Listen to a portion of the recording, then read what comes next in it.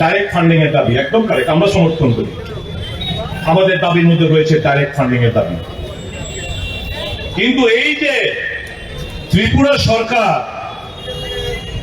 যেই constitution amendment বিলের জন্য যে কেন্দ্রীয় সরকার যে প্রস্তাব পাঠিয়েছিল এবং রাজ্য সরকারের যে মতামত,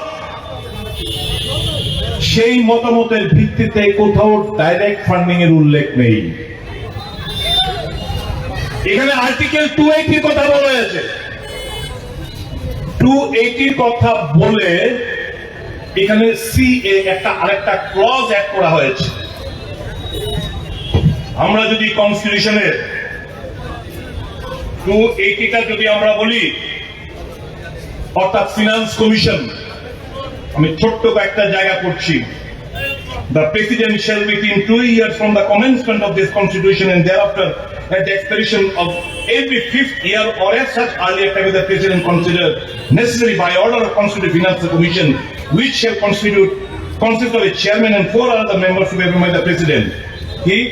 Number 2, Parliament may by law determine the qualification which shall be requisite for appointment of members of the Commission and the manner in which they shall be selected. 3, it shall be the duty of the Commission to make recommendation to the President as to the distribution between the Union and States of the net proceeds of taxes which are to be or may be divided between them under this chapter and allocation between the States of the respective share of such proceeds.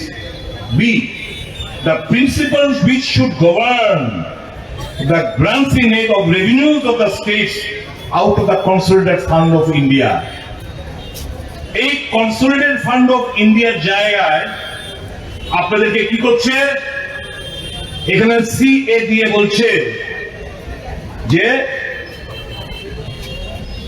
এখানে বলছে the measures needed to be augment the consolidated fund of state, মানে আপনাদের অর্থটা consolidated fund of state থেকে আবার রাজ্য সরকার কাছে অর্থ আবার আপনাদের বিজ্ঞান্তি মনোভাব নিয়ে রাজ্য সরকারের কাছে বারবার দাবি করতে হবে।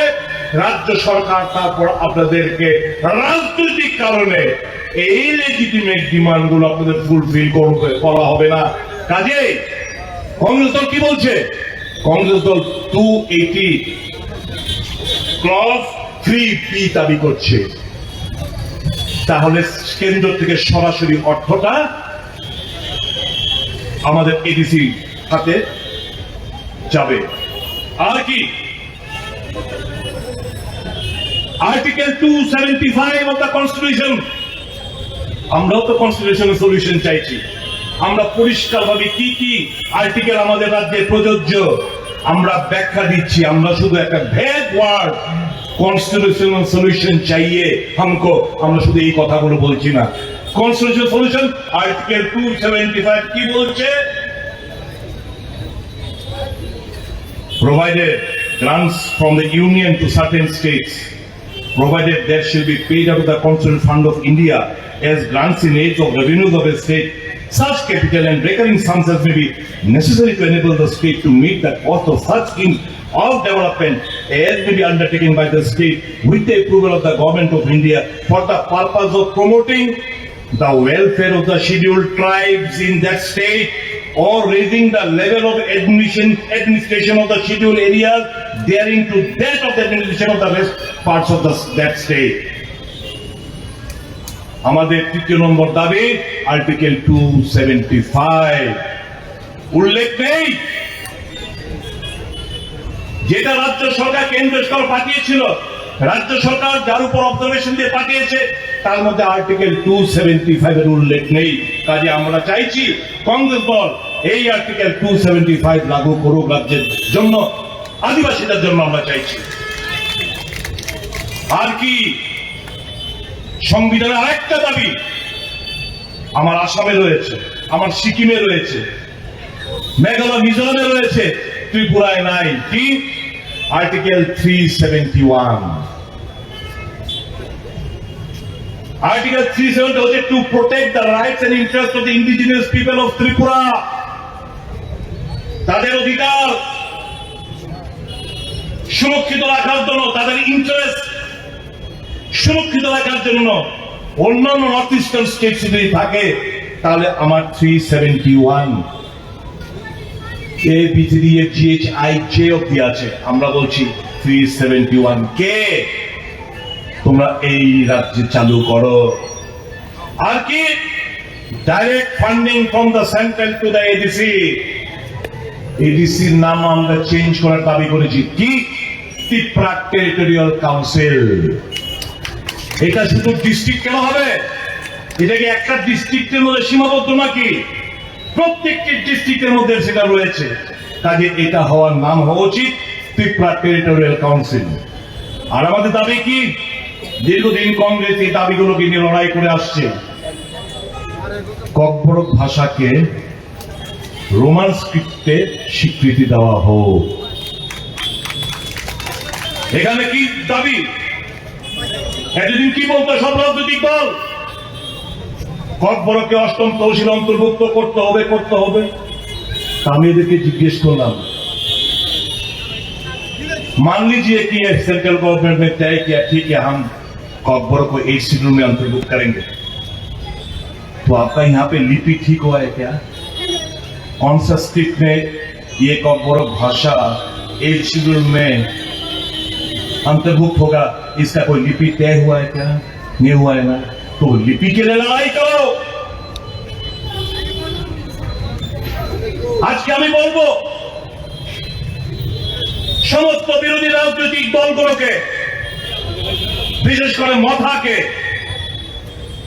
আমরা নভেম্বর মাসে প্রদেশ কংগ্রেস সভাপতি নভেম্বর মাসের শেষ দিকে কিংবা ডিসেম্বরের ফার্স্ট উইকে যখন শীতকালীন অধিবেশন দিল্লিতে বসবে পার্লামেন্ট, এই দাবি দাওয়া নিয়ে আমরা দিল্লি আদিবাসী ভাই বন্ধুদের নিয়ে আমরা দিল্লি ধর্নায় বসবো যন্তর মন্তরে। আমি অনুরোধ করব মথাকে, মথার সুপ্রিমোকে, যাকে আমি ব্যক্তিগতভাবে খুব ভালোবাসি,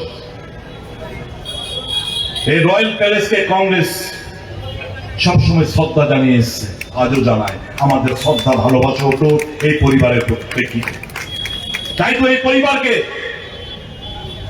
রাজাকে এখানে এমপি বানিয়েছিল কংগ্রেস, মহারানীকে এমপি বানিয়েছিল কংগ্রেস, প্রদ্যোৎ কিশোর দেববর্মা মানিক্য বাহাদুরকে প্রদেশ কংগ্রেস সভাপতি বানিয়েছিল সর্বভারতীয় কংগ্রেস, প্রদ্যোৎ কিশোর মানিক্য বাহাদুরকে অল ইন্ডিয়া কংগ্রেস কমিটির সেক্রেটারি বানিয়েছিল কংগ্রেস। কংগ্রেস তো স্বীকৃতি দিয়েছে পরিবারকে। আমাদের ভালোবাসা শ্রদ্ধা যেরকম আগে ছিল আজও তা অটুট রয়েছে। আমি তো ওনাকে এখনো কংগ্রেসের পরিবারের সদস্য হিসেবে গণ্য করে থাকি। এই মঞ্চ থেকে অ্যাপিল করব, এই মঞ্চ থেকে আজকে আমি অ্যাপিল করতে চাই, যথেষ্ট হয়েছে। মার্চ করে ফেলুন আপনার পুরো দলটাকে কংগ্রেস সাথে, আসল নেতৃত্ব দিন। আপনার ডানে বায়ে আমরা থাকবো, কথা দিয়ে যাচ্ছি। সভাপতির দায়িত্ব নিন, দলকে চালান সুন্দরভাবে। দু হাত তুলে আপনার কেন সহযোগিতা হাত বাড়িয়ে দেবেন। আমরা সত্যিকার অর্থে মানুষকে আমরা ভালোবাসি। আমরা চাই আদিবাসী এলাকার মানুষ সমস্ত সুযোগ সুবিধাগুলো যেগুলো আজকে বঞ্চিত হচ্ছে, স্বাস্থ্য শিক্ষা থেকে শুরু করে বেসিক এমিনিটিস, পানীয় জল, বিদ্যুৎ, সমস্ত দিক দিয়ে আজকে আদিবাসী এলাকার লোকজন পিছিয়ে রয়েছে। ভাগ্যিস কর্মসংস্থান তো বলতে স্তব্ধ। ভাগ্যিস কংগ্রেস ইউপিএ সরকার, মনমোহন সিং এর সরকার এমজিএনরেগা চালু করেছিল। আজকে গ্রামীণ অর্থ ব্যবস্থা যতটুকু যা আছে শুধু ওই এমজিএনরেগার উপর টিকে রয়েছে। কংগ্রেস বনের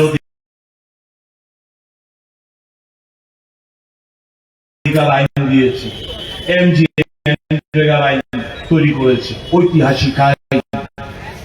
স্বাস্থ্যের অধিকার দিয়েছে, খাদ্যের অধিকার দিয়েছে। আজকে যে বিপিএল, এপিএল, অন্তদয় সবকিছু কংগ্রেসের দেন। গ্রামীণ রাস্তা, বিদ্যুতীকরণ, সবকিছু তো কংগ্রেসের নাম পাল্টেছে এরা শুধু। ইন্দিরা আবাস যোজনাকে প্রধানমন্ত্রী আবাসন যোজনা নাম পাল্টিয়েছে। গ্রামীণ বিদ্যুতীকরণ যোজনা রাজীব গান্ধী নামে ছিল, দীনদয়াল উপাধ্যায়ের নাম করেছে, শুধু নামই তো পাল্টেছে, আর কি করেছে? একটি ঐতিহাসিক সিদ্ধান্ত বলুন, একটি ঐতিহাসিক সিদ্ধান্ত বিজেপিকে নেতৃত্বকে বলতে বলুন। সারা ভারতবর্ষের জনগণের জন্য তারা শুরু করতে পেরেছে নাই। এই 10 সালে কি পরিবর্তনটা কি এসছে? এই যে 10 সাল নরেন্দ্র মোদী সম্পন্ন করতে যাচ্ছে, যার জন্য ভারতবাসী প্রস্তুত হয়ে লেগেছে, আমরা কি পেয়েছি এই 10 বছরে? আগে সাংবাদিক বন্ধুরা আমাদের মনমোহন সিংকে প্রশ্ন করত, সাংবাদিক সম্মেলন হতো, 10 বছরে একটা সাংবাদিক সম্মেলন করেনি। মন কি বাত। আগে যখন আন্দোলন হতো,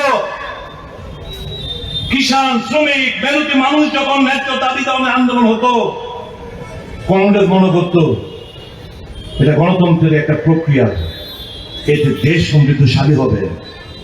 আর যদি এখন গণতান্ত্রিক পদ্ধতির আন্দোলন করেন, ইয়ে সব দেশদ্রোহী, কিষাণ দেশদ্রোহী, শ্রমিক দেশদ্রোহী, ন্যায্য দাবি দামে আন্দোলন করা যাবে না।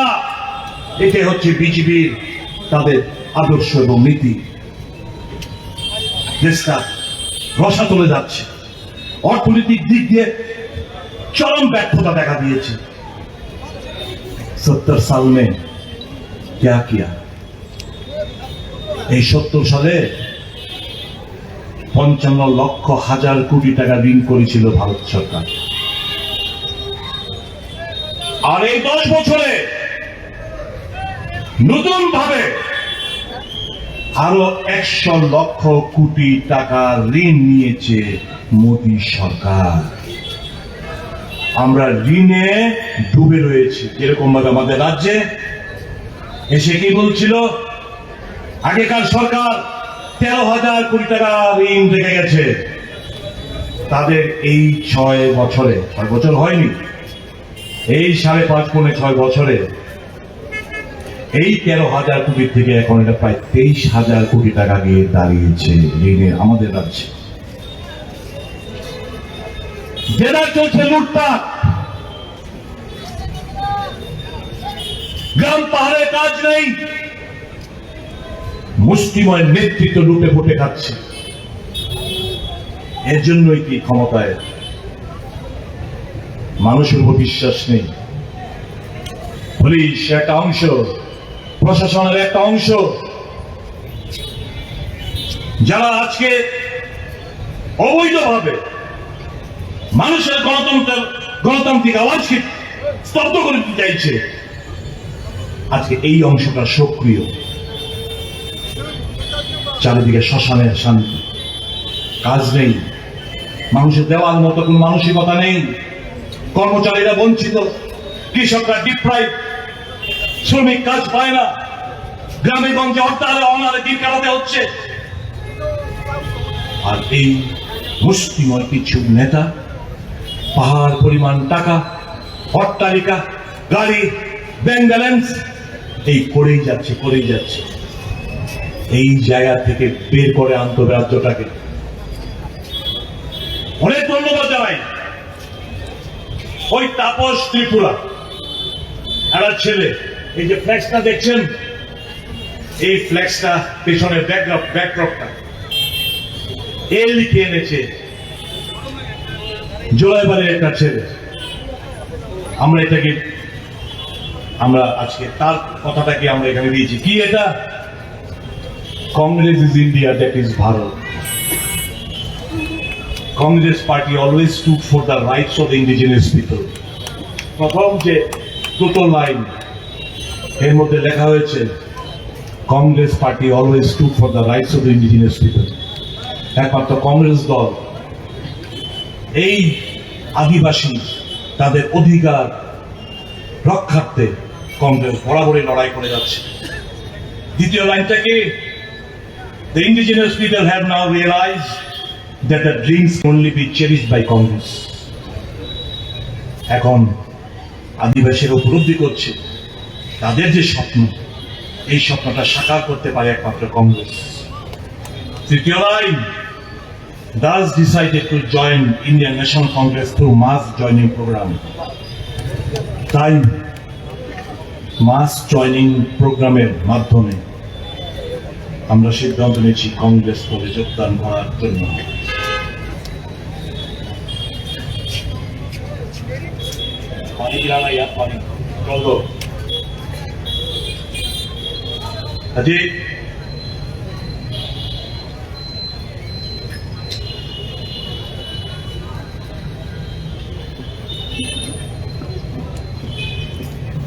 আমি আমার বক্তব্য দীর্ঘায়িত করবো না। সর্বশেষ, রাহুল গান্ধী আজকে আমাদের সর্বভারতীয় কংগ্রেস কমিটির ওয়ার্কিং কমিটির একটা রেজলিউশন করে আমি আমার বক্তব্য শেষ করব। The Congress Working Committee also underlines the stubborn refusal of the Modi government to conduct a caste census. This refusal in the face of universal demand has exposed the BJP's lack of commitment to social and economic justice and its bias against the backward classes, Dalits and tribal people. In this context, the CWC also called for increasing the existing upper limit of reservations for scheduled caste, scheduled tribes and OBCs.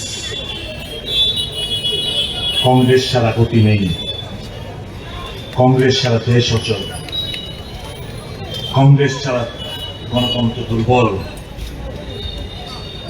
কাজে চলুন সারা দেশের সাথে আমরা গা মিলিয়ে দিই, তাদের দেখানো পথে আমরা পথ চলা শুরু করি। সবাই মিলে বলুন, ভারতীয় জাতীয় কংগ্রেস,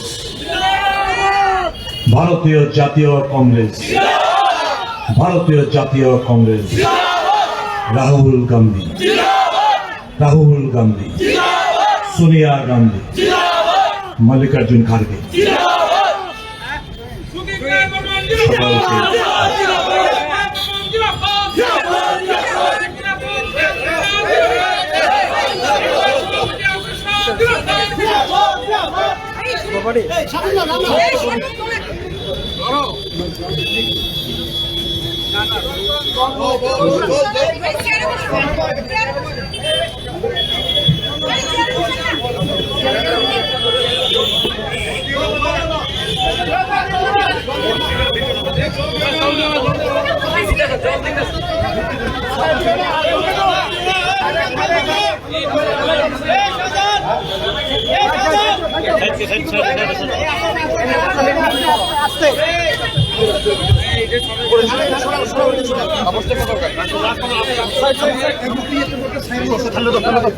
অবস্থা